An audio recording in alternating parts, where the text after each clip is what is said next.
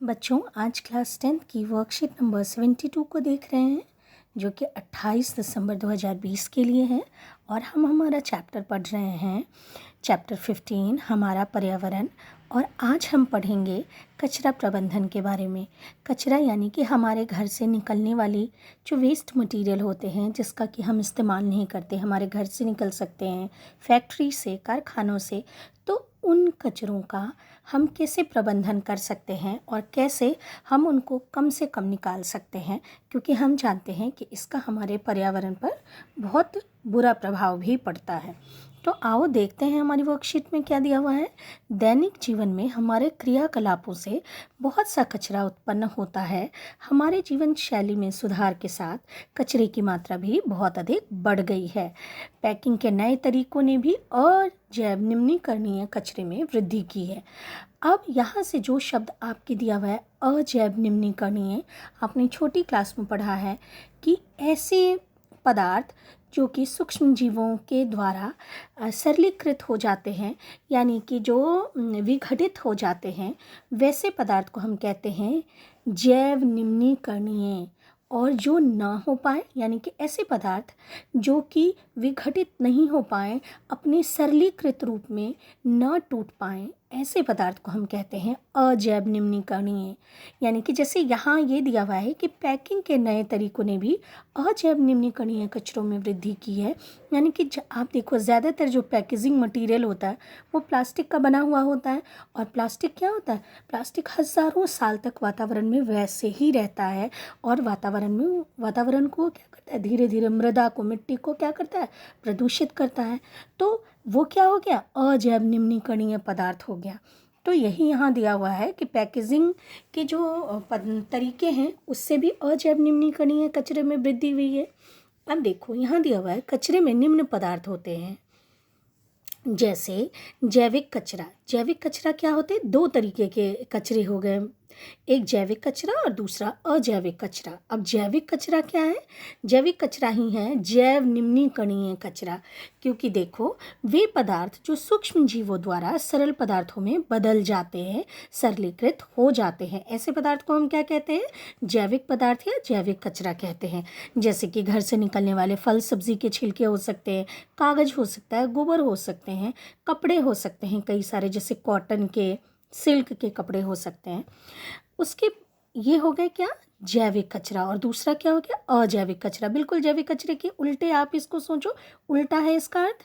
क्या दिया हुआ है? वे पदार्थ जो सूक्ष्म जीवों द्वारा सरल पदार्थों में नहीं बदले जा सकते, ऐसे पदार्थ को हम क्या कहते हैं? अजैविक पदार्थ। या अगर वो कचरा है तो हम कहेंगे अजैविक कचरा। जैसे कि प्लास्टिक है, पॉलीथीन है, ये सब क्या कहलाएंगे? अजैविक कचरे में आ जाएंगे। उसके बाद यहाँ दिया हुआ है कचरा प्रबंधन के तरीके। क्या क्या हो सकते हैं कचरा प्रबंधन के तरीके? तो देखो, बायोगैस प्लांट है। बायोगैस प्लांट, जिसको आपको पढ़ना भी था, लेकिन इस बार आपके सिलेबस से वो चला गया है। तो यहाँ आप देखेंगे बायोगैस प्लांट ऐसे प्लांट्स होते हैं, ऐसी इकाई होती है जहाँ जैविक कचरे का उपयोग करके बायोगैस व खाद बनाई जाती है। जिसमें कि ज़्यादातर गोबर का इस्तेमाल किया जाता है। और उससे क्या किया जाता है? बायोगैस बनाई जाती है, जो कि मेनली होती है मीथेन, CH4 बायोगैस बनाई जाती है। और उसका जो लास्ट में स्लरी बचता है, स्लरी कहते हैं हम उसको, उससे क्या बनता है? खाद बनता है। उसके बाद है दूसरा है सीवेज ट्रीटमेंट प्लांट। यानी सीवेज ट्रीटमेंट प्लांट जो इंडस्ट्रीज से, फैक्ट्रीज से जो पानी निकलता है, उस पानी को पहले ट्रीट किया जाता है, पहले उस पानी को साफ़ किया जाता है, तभी उसको जल स्रोतों में छोड़ा जाता है। तो वो सीवेज ट्रीटमेंट प्लांट ऐसी इकाई है जहाँ की क्या करते हैं? नाले के पानी को नदियों में डालने से पहले साफ़ किया जाता है, ताकि दूषित जल स्रोतों में ना चला जाए, नदियों में ना जाए। तीसरा है ढलाव। ढलाव ऐसे क्षेत्र होते हैं, ऐसा निचला क्षेत्र होता है जहाँ की कचरे को डाला जाता है। आप अपने आसपास देख सकते हैं, दिल्ली में गाज़ीपुर जो है वो ढलाव वाला क्षेत्र था, जहाँ की पहले बहुत सारे कचरे, आप देखोगे गाज़ीपुर में कचरों के पहाड़ आपको दिखाई देते हैं। तो ये ऐसा ही क्षेत्र होता है। नॉर्मली ये निचला क्षेत्र होता है, जिसमें बाद में उसको पार्क के रूप में बदल दिया जाता है, फूल पौधे लगा दिए जाते हैं वहाँ। उसके बाद है चौथा है कंपोस्टिंग। कंपोस्टिंग में क्या होता है, ध्यान रखेंगे, कंपोस्टिंग में सदैव जैविक कचरा यानी ऐसे कचरे जो कि सरलीकृत, जो कि सरल रूप में टूट सकते हैं, बदल सकते हैं, ऐसे ही कचरे को क्या किया जाता है, गड्ढा खोदकर और दबा दिया जाता है और लगभग उस पर फिर जो सूक्ष्म जीव हैं वो उस पर एक्ट करते हैं और उसको सरल रूप में तोड़ देते हैं। यानी कि लगभग 3 महीने बाद ये जो कचरा है, जैविक कचरा, वो बदल जाता है किसमें, खाद में बदल जाता है। अब यहाँ पर बच्चों हमें ये देखने की ज़रूरत है कि ये जो कचरा निकल रहा है घरों से या फैक्ट्रियों से, इसका हम कैसे इस्तेमाल करें कि ये कम से कम निकले। तो इसके लिए हमारे यहाँ दिया हुआ है 4R प्रिंसिपल दिया हुआ है। 4R यानी 4R। आर ये इंग्लिश में है, आप देखेंगे इसको, जैसे पुनः चक्रण को हम बोलेंगे रीसाइकल। तो जो कचरा है उसको हम कैसे रीसाइकल कर सकते हैं, रिसाइकल यानी कि पुनः हम उससे कुछ नया उपयोगी पदार्थ बना सकते हैं। जैसे कि जो कबाड़ी वाला आता है वो हमसे कुछ ऐसी चीज़ें ले जाता है और उसको फिर वो फैक्ट्री में या कारखानों में बेच देता है, जिसका कि फिर से पुनः चक्रण कर नया उपयोगी पदार्थ बना लिया जाता है। जैसे यहाँ देखो, इसका अर्थ है कांच या धातु से बनी वस्तुओं तथा ऐसी वस्तुओं का पुनः चक्रण कर नई उपयोगी वस्तु बनाना। ठीक है, तो नई उपयोगी वस्तु बना ली जाएगी और इसीलिए कहा जाता है कि जब तक बहुत अधिक आवश्यक न हो ऐसे पदार्थ का निर्माण नहीं करना चाहिए। उसके बाद दूसरा है पुनः उपयोग। पुनः उपयोग का मतलब होता है रीयूज। तो हमने ये क्या है, ये है रीसाइकल। रीसाइकल बताया आपको, ये क्या हो गया, पुनः उपयोग यानी कि रीयूज। आप देखो यहाँ पर यू है, ये आप देखो यहाँ पे, यहाँ एक आर यूज हुआ, यहाँ एक आर हो, दो आर हमने यूज़ कर लिया है। तो रीयूज़ में हम क्या करते हैं, या पुनर्चक्रण से भी बढ़िया तरीका है, क्योंकि इस विधि में, इस तरीके में हम क्या करते हैं, वस्तु का बार बार उपयोग करते हैं। जैसे कि मान लो हमने कोई सामान खरीदा और वो प्लास्टिक के या कांच के जार में आया है, तो जब वो सामान उससे ख़त्म हो गया, जैसे जैम हमने ख़रीदा और वो प्लास्टिक की बोतल में आया है, तो जैम के ख़त्म होने के बाद उस प्लास्टिक की बोतल का इस्तेमाल हम किचन में कोई और दूसरा सामान रखने के लिए कर सकते हैं। किचन के कोई और दूसरे सामान को उसमें रख सकते हैं। तो यहाँ हम क्या कर रहे हैं, उसका पुनः उपयोग कर रहे हैं। तो यहाँ यही दिया हुआ है, यह तरीका पुनः चक्रण से भी बढ़िया है। इस विधि में हम वस्तु का उपयोग बार बार करते हैं, जैसे प्लास्टिक के जार, बोतलों आदि रसोई घर में सामान को रखने में उपयोग की जा सकती है। उसके बाद है तीसरा इनकार यानी रिफ्यूज़। अब इनकार में क्या होता है, रिफ्यूज़, रिफ्यूज़ कहते हैं हम इसको। ये भी एक थर्ड आर हो गया हमारा। तो इनकार यानी कि हम ऐसे चीज़ों का उपयोग ना करें जिससे कि पर्यावरण को हानि पहुंचती है। जैसे कि प्लास्टिक के थैले का उपयोग नहीं करना, और गवर्नमेंट ने भी प्लास्टिक के थैले को क्या कर दिया, बैन कर दिया है। उसके बाद देखो बेटा, पुनः प्रयोजन। अब पुनः प्रयोजन में क्या होता है कि हमने जो भी वस्तु है, जो जिस उपयोग के लिए बनी है, उसका जब उसका उपयोग नहीं होता तो हम उसका उपयोग किसी दूसरे रूप में कर सकते हैं। जैसे मान लो हमारी चाय पीने वाला या कोई चीनी, यहाँ आपके एग्जाम्पल दिया हुआ है, जैसे कोई चीनी मिट्टी का बर्तन है, कोई बर्तन है और उस बर्तन का अब हम उपयोग नहीं कर रहे हैं अपने किचन में, तो उस बर्तन का हम उपयोग कहाँ कर सकते हैं, पौधे लगाने में हम कर सकते हैं, है ना। तो यानी कि उसका उपयोग ये वैसा ही है जैसे कि पुनः उपयोग है।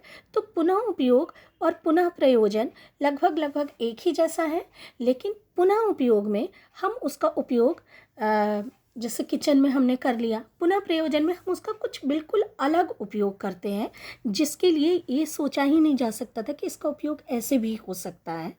जैसे इस तरीके से, जैसे कि हाँ आपके एग्जाम्पल दिया हुआ है कि चीनी मिट्टी या कप अगर हमारा टूट गया है या कोई ऐसी चीज़ हमारी इस्तेमाल के लायक नहीं रह गई है, तो हम उसका कुछ दूसरे तरीके से इस्तेमाल कर सकें। उसके बाद बच्चों आगे आपके ये ख़त्म होता है, आपके दिया हुआ है अभ्यास प्रश्न है। पहला है, आप किस प्रकार से कचरा प्रबंधन में सहायता कर सकते हैं, कोई 2 उपाय लिखें। तो आपके यहाँ जो ये उपाय सब दिए हुए हैं, पुनः चक्रण या पुनः उपयोग या इनकार या पुनः प्रयोजन, इसमें से कोई 2 आप लिख सकते हैं। किस प्रकार से आप कचरा प्रबंधन में सहायता कर सकते हैं, जैसे आप वस्तुओं का पुनः उपयोग कर सकते हैं, या फिर आप ये जो कचरा घर से निकल रहा है उस कचरे को ब्लू और ग्रीन वाले जो हमारा डस्टबिन होता है उसमें रख सकते हैं। इस तरीके से हम कचरा प्रबंधन को बढ़ावा दे सकते हैं। ठीक है, उसके बाद है आपका सेकंड क्वेश्चन कह रहा है हमारे द्वारा उत्पादित अजैव निम्नीकरणीय कचरे से क्या क्या समस्याएं उत्पन्न हो सकती हैं। क्या क्या समस्याएं उत्पन्न हो सकती हैं, जैसे कि मान लो प्लास्टिक से क्या हो सकता है, ये नालियों को जाम कर सकता है और इससे क्या होगा, नाली जाम हो जाएगी। उसके बाद दूसरा है ये प्लास्टिक खाने से जो मवेशी होते हैं, जो जानवर होते हैं, वो प्लास्टिक खा सकते हैं, उनको बहुत सारी समस्या हो सकती है, वो मर सकते हैं। और क्या हो सकता है, क्योंकि ये अजैव निम्नीकरणीय पदार्थ हैं, जैसे प्लास्टिक या फिर कांच भी काफ़ी लंबे समय तक वातावरण में रहता ही है, निम्नीकरणीय नहीं होता उसका, तो ये क्या कर सकते हैं, ये बहुत तरह की हमें क्या कर सकते हैं, हानि पहुंचा सकते हैं। इसके बाद थर्ड क्वेश्चन है ऐसे 2 वस्तुओं का नाम लिखो जिनका पुनः चक्रण किया जा सकता है। तो पुनः चक्रण किसका किया जा सकता है, कांच से बनी चीज़ों का, प्लास्टिक से बनी चीज़ों का, धातुओं से बनी चीज़ों का हो सकता है आपको, कांच या प्लास्टिक, 2 आप लिख लो। उसके बाद फोर्थ है सीवेज ट्रीटमेंट प्लांट किस प्रकार उपयोगी है। तो आप जानते हैं कि सीवेज ट्रीटमेंट प्लांट में क्या होता है, इस प्लांट में नाले के पानी को नदियों में डालने से पहले साफ़ किया जाता है।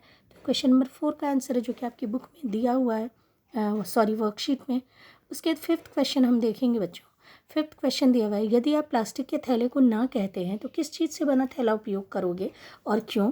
आप जानते हैं प्लास्टिक के थैले को हमें अब ना कहना है, क्यों, क्योंकि ये वातावरण के लिए हानिकारक है। तो यहाँ दिया हुआ है कि अगर हम प्लास्टिक के थैले को ना कहते हैं तो हम जूट से या कपड़े के थैले का उपयोग करेंगे।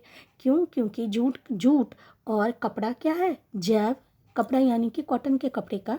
क्यों, क्योंकि जूट और जो सूती कपड़े होते हैं वो क्या होते हैं, जैव निम्नीकरणीय होते हैं, यानी कि जो सूक्ष्म जीव होते हैं वो उनको सरलीकृत कर सकते हैं। तो इस तरीके से बच्चों आज की वर्कशीट आपकी ख़त्म होती है।